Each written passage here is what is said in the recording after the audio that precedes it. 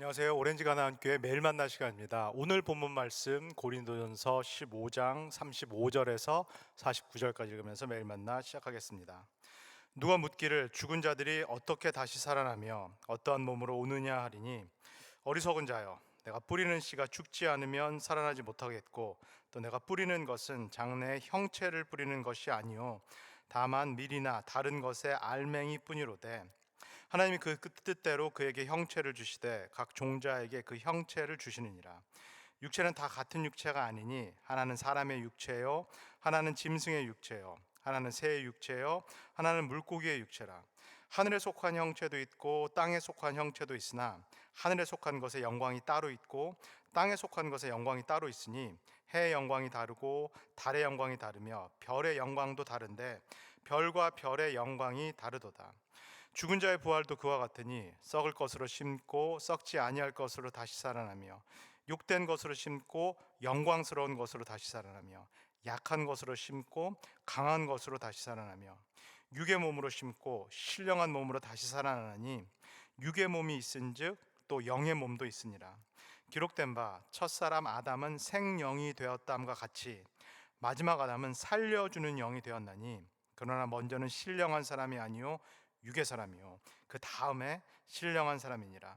첫사람은 땅에서 났으니 흙에 속한 자이거니와 둘째 사람은 하늘에서 나셨느니라.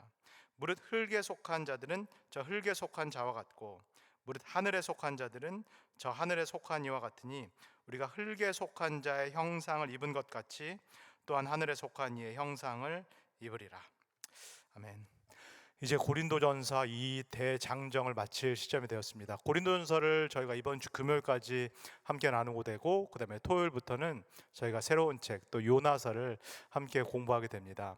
저는 오늘 화요일 날 매일 만나, 그 다음에 목요일 매일 만나를 끝으로 설교를 마치게 되고, 그 다음에 고린도전서 15장에 대한 설교, 이 긴 부활에 대한 설교가 제가 오늘은 마지막입니다. 그리고 내일 우리 수요일 저녁 때 우리 강전사님께서 이 고린도전서 15장 부활 논쟁에 대해서 이 대장정에 아마 마무리를 잘 지어주시리라 그렇게 믿습니다. 이 오늘 함께 읽은 15장 이 35절에서 49절까지 말씀, 우리 성도님들 혼자 읽으셔가지고는 절대로 이게 무슨 말씀인지 잘 이해하기가 어렵습니다.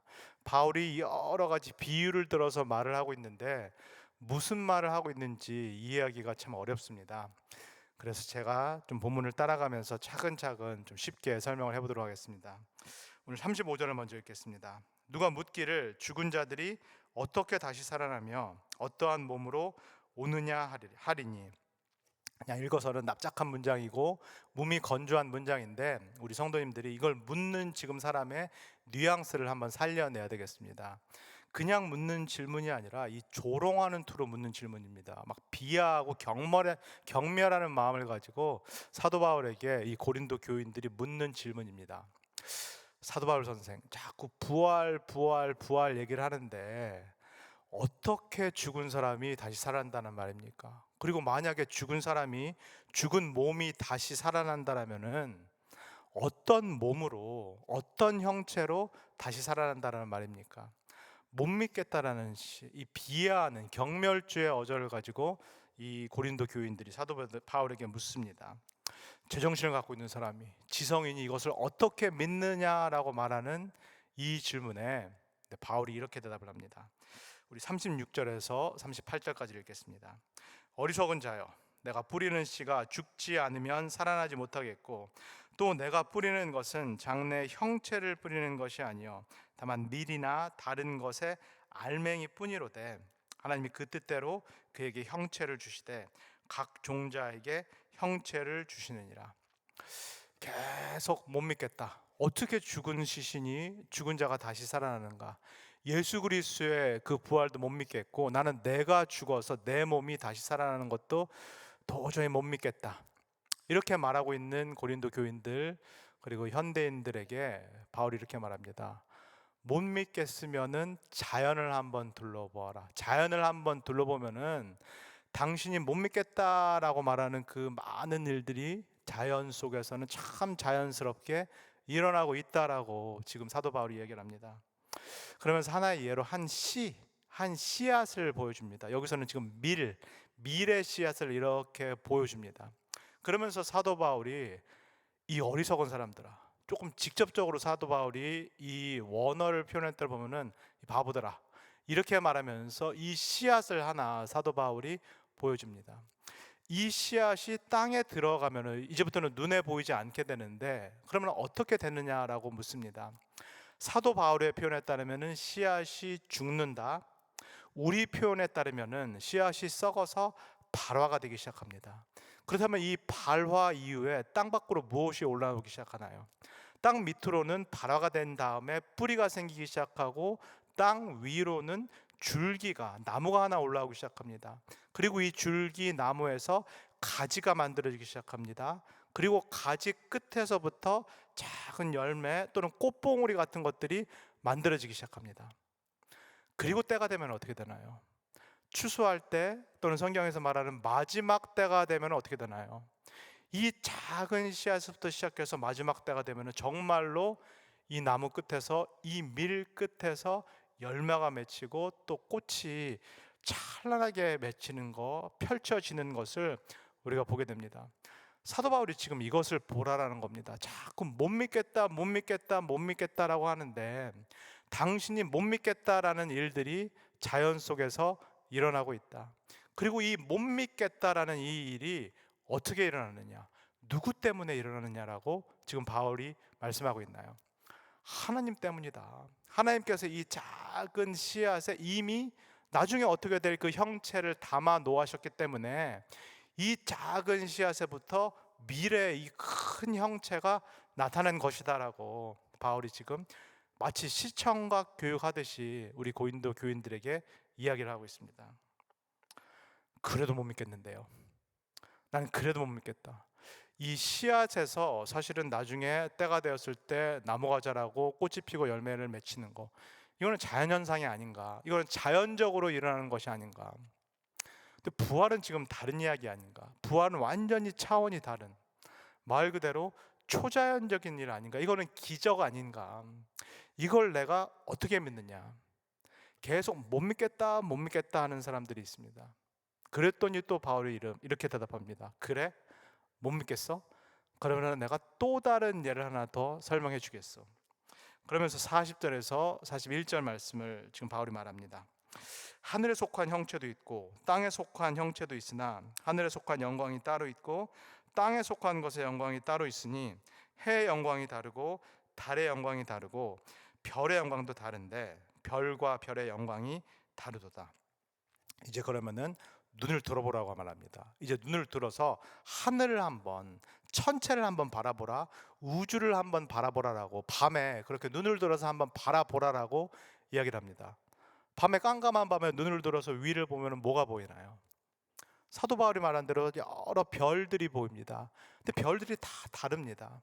크기가 다 다르고 중요한 것은 이 빛의 강도가, 빛의 등급이 다 다르다라고 얘기합니다.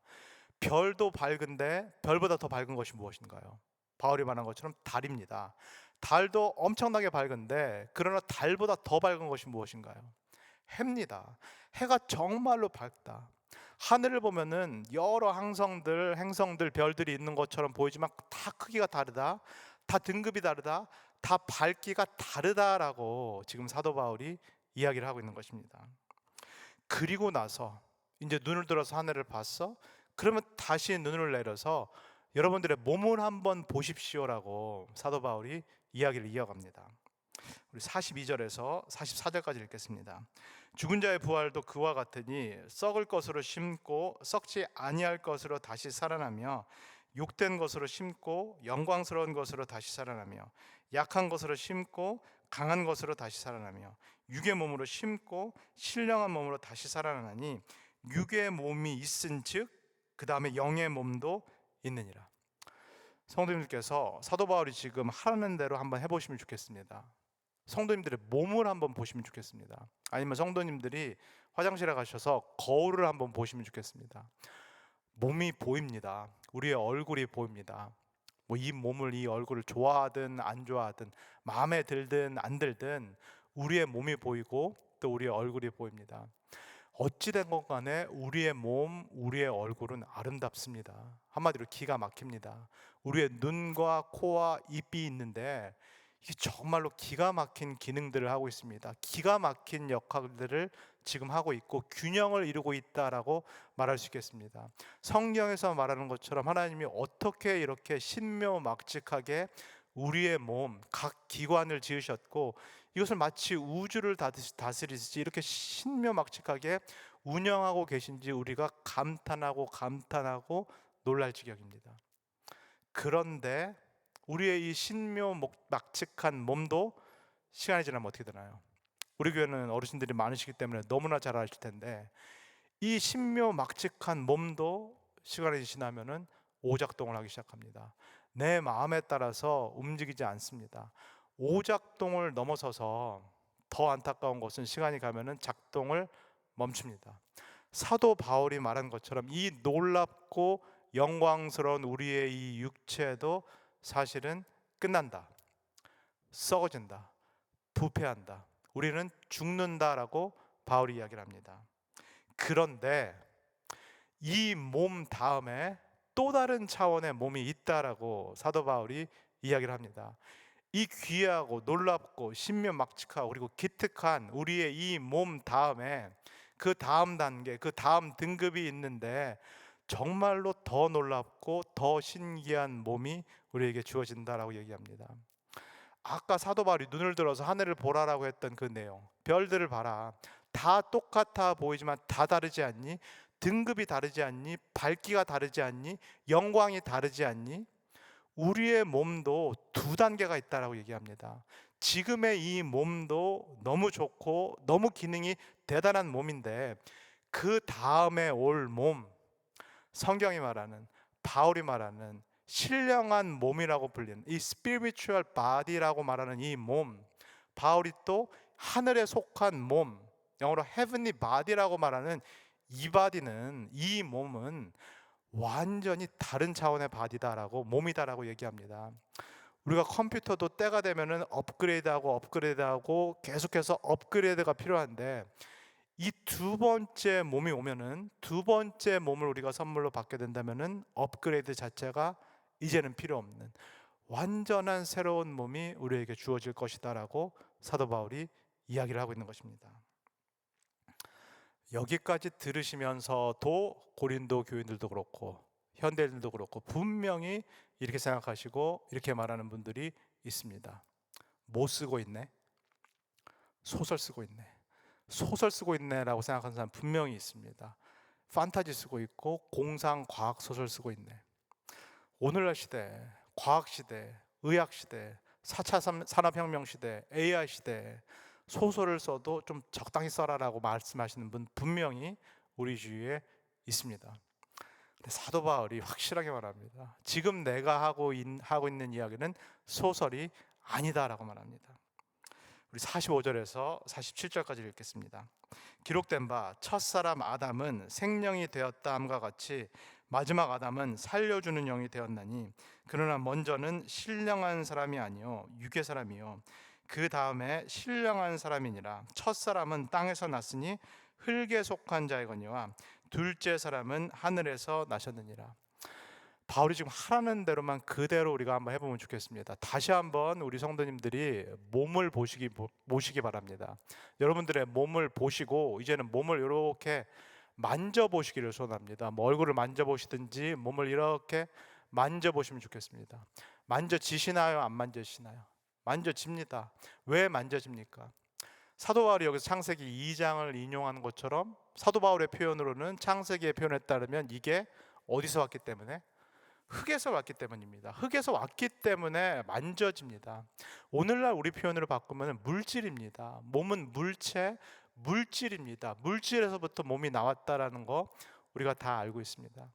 그런데 바울이 말하는 거, 우리의 이 몸, 첫 번째 아담에 속한 우리의 몸 안에 무엇이 있다라고 말합니까? 생기가 있다, 생명이 있다. 이것을 하나님께서 불어 넣어 주셨다라고 얘기합니다. 이 생기, 생명을 우리 성도님께서 오늘날 표현을 이렇게 한번 이해해 보시면 좋겠습니다. 이거를 영성 또는 spirituality라고 저희가 표현할 수도 있겠는데 이게 몸인데, 물질인데, 이게 만져지는데 우리는 이걸 초월하는 활동을 합니다. 우리는 지정의가 있습니다. 우리는 예술 활동을 합니다. 우리는 문화 활동을 합니다. 우리는 아트를 합니다. 뭔가 계속해서 만들어냅니다. 더 나아가서 이 모든 활동 위에 종교 활동이 있습니다. 이 모든 소위 말해서 영적인 활동을 통하여서 우리는 자꾸 초월을 추구합니다. 이 땅의 물질이라면, 내가 그저 몸덩어리라면 여기서 끝일 텐데, 그저 이것만 만족하면 내가 기쁠 텐데, 우리가 이렇게 생겨 먹었다라는 거, 자꾸 초월적인 활동을 한다라는 거, 내 몸을 벗어나고자 하는 활동을 한다라는 거, 자꾸 영원을 추구한다라는 거, 절대자를 추구한다라는 거, 그래서 이 세상에 무수히 많은 종교들이 있다라는 거, 이걸 도대체 어떻게 설명할 수 있냐는 말입니다. 우리가 동물과는 다르게 왜 이런 활동을 할 수 있느냐라는 그런 말입니다. 사도 바울이 말합니다. 첫 아담에게도, 인간에게도 하나님께서 이 생명, 생기, 성경에 따르면 영원을 사모할 수 있는 그 능력, 이 칼빈의 뜻에 따르면 이것이 바로 sensus divinitatis, 영원을 갈망하는 그 기관을 하나님께서 우리에게 주셨다라고 지금 이야기하고 있는 것입니다.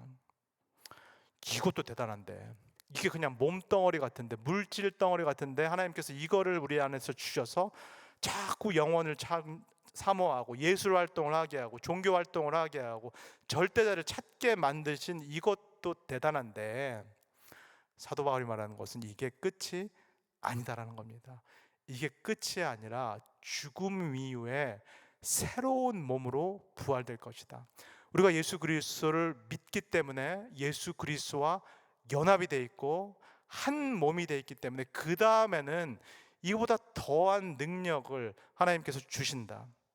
그게 바로 이 바울이 말하는 것처럼 예수께서 갖고 계신 그 영, 살리는 영, 영어로 life giving spirit, 이것을 하나님께서, 예수 그리스도께서 다시 오실 때, 이 땅에 다시 오실 때 예수 그리스도를 믿는 사람들에게, 예수 그리스도와 믿음으로 연합한 사람들에게 선물로 주실 것이다 라고 말씀합니다. 이 라이프 기빙 스피릿을 하나님께서 주신다라면은 우리의 죽은 몸도, 우리의 썩은 몸도, 우리의 부패한 몸도 다시 살아날 것이다.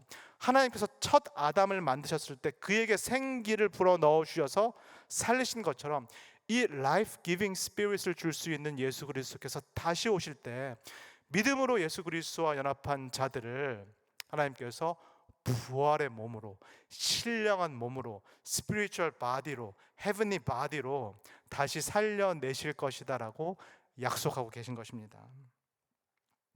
사랑하는 오렌지가 나는 교회 성도 여러분, 지금 사도 바울이 하고 있는 이 말씀, 그리고 지금 제가 전해드린 이 말씀이 소설도 아니고 판타지도 아니고 공상 과학 이야기도 아닌 그 이유는 바로 이 일이 분명히 2000년 전에 객관적으로 역사적으로 이루어졌기 때문입니다. 이미 이 사건이, 전대미문의 사건이 이루어졌기 때문입니다. 누구에게 일어났나요? 예수 그리스도, 우리가 똑같은 참 인간이신 예수 그리스도, 그분께 일어났다라는 겁니다. 하나님께서, 성부 하나님께서 이 예수 그리스도를 무덤 가운데, 죽음 가운데, 이 썩어질 몸 가운데 일으키셔서 오늘 우리가 들은 말씀, 그 라이프 기빙 스피릿을 예수 그리스도께서께 허락하시면서 예수 그리스도께서 부활의 몸으로, 신령한 몸으로 다시 사셨다라고 성경은 분명하게 우리에게 말씀하고 계십니다. 그리고 고린도전서에는 이게 예수 그리스도께만 일어날 일이 아니라 이것은 첫 열매이다. 마지막 날에 이 일이 그리스도를 믿는 모든 사람들에게, 저와 여러분들에게 반드시 일어날 것이다 라고 이 하나님께서, 예수님께서 우리에게 약속하고 계신 것입니다. 중요한 것은 이것입니다. 왜 하나님께서 마지막 날에 그러면은 우리를 예수 그리스도와 마찬가지로 다시 일으키실까요? 그리고 우리에게 이제 더 이상 업그레이드 자체가 필요 없는 완전한 부활의 몸, 이 resurrected body를 왜 예수님께서 마지막 날에 우리에게 다 주시겠다, 이렇게 약속하신 것일까요? 이유는 딱 하나입니다. 그때는 정말로 우리가 하나님을 얼굴과 얼굴을 맞대듯이 볼 것이기 때문입니다. 그날에는 정말로 우리가 하나님을 인격적으로, 제가 지금 강훈준 선생님을 보고 있는 것처럼, 만나는 것처럼 그대로 만날 것이기 때문입니다. 그때는 지금 이 몸 가지고는 안 됩니다. 그때는 지금 저와 여러분들이 갖고 있는 이 몸 가지고는 안 됩니다. 그때는 아브라함이건 모세건 다윗이건 바울이건 누가 됐든 간에 이 몸 가지고는 이 하나님의 영광스러운 모습을 대면할 수가 없겠습니다. 뜨거운 용광로가 있는 곳에 가까이만 가도 뜨거워서 견딜 수가 없고, 그 안으로 들어가면 우리 몸이 다 녹아내려져 버리는데, 핵융합 발전소가 있으면 그 근처만 가도 뼈까지 다 없어져 버리는데, 그 영광스러운 하나님, 죄가 없으신 하나님을 이 몸 가지고는 만날 수가 없는 것입니다. 그래서 마지막 날에 예수께서 완전한 몸, 내가 하나님을 만날 수 있고 만나도 살아남을 수 있고 그 하나님과 친밀한 교제, 사귐을 나눌 수 있게 하시기 위해서 하나님께서 우리에게 새로운 몸, 썩지 않을 몸, 아프지 않을 몸, 죽지 않을 몸을 반드시 주시겠다라고 오늘 이 아침 약속하고 계신 것입니다. 이 이야기를 우리 성도님께서 한번 깊이 생각해 보시면 좋겠습니다. 그리고 이 땅에 사시는 동안 이 소망을 마음속 깊이 품으시기를 소원합니다. 이것을 학수고대하시기를 원합니다. 아, 내가 죽어도 하나님께서 나를 다시 살리시는구나.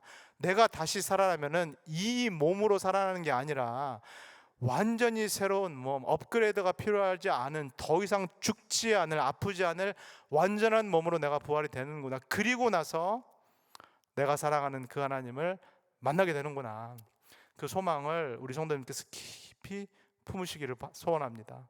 이 땅에서는 아직까지는 우리가 희미하게 하나님을 만납니다. 부분적으로 하나님을 경험합니다.